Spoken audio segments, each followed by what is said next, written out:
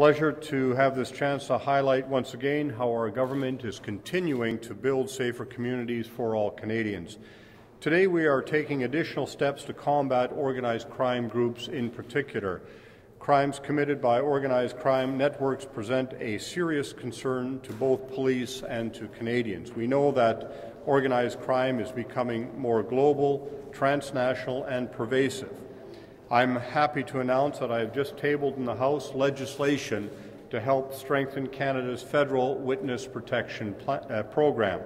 The Safer Witnesses Act will enhance the protection offered to key witnesses who wish to cooperate with law enforcement in the fight against serious organized crime or terrorist organizations. We know that organized crime groups are becoming more sophisticated and more able to use new cyber technologies to avoid detection and arrest. We also know that the most serious organized crime groups are very secretive and often pose unique challenges for law enforcement officials because they can be difficult to infiltrate. In some cases, law enforcement relies on the cooperation of individuals formerly involved with these organizations in order to disrupt their activities or successfully prosecute the ringleaders. In other cases, they might rely on the testimony of key eyewitnesses. Those who do come forward or cooperate often fear for their own safety as well as for the safety of their families and loved ones. That is why Canada and other countries around the world offer witness protection programs for certain individuals whose testimony or cooperation can be so vital to the success of law enforcement operations. This legislation will promote greater integration between federal and provincial witness protection programs and help to ensure that individuals can access federal identity documents more quickly and easily. As some of you may know, it's the police that run the witness protection plans or the provincial governments, depending on the provincial government. So there's a variety of them, given that policing, generally speaking, is a provincial responsibility. So what this Act does, what the Safer Witnesses Act will do, is improve the process to obtain secure identity changes for witnesses in the provincial program.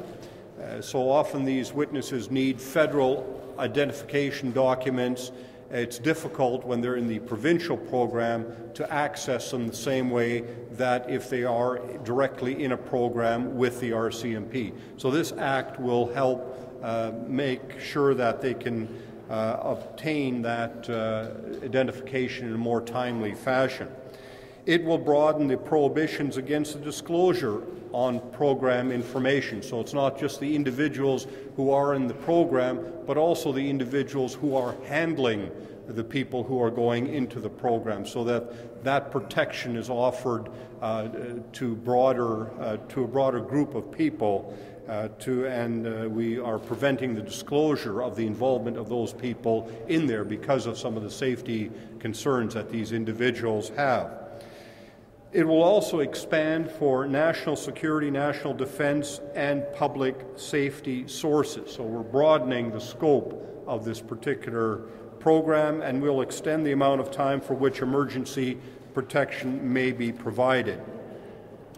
Many of these changes address concerns raised by provincial and territorial governments. They respond to the needs of law enforcement and other stakeholders involved in the criminal justice system. And I'm very pleased to see the support of both provincial attorneys general and police officers from across the country, including the Canadian Police Association, who is very supportive of these initiatives.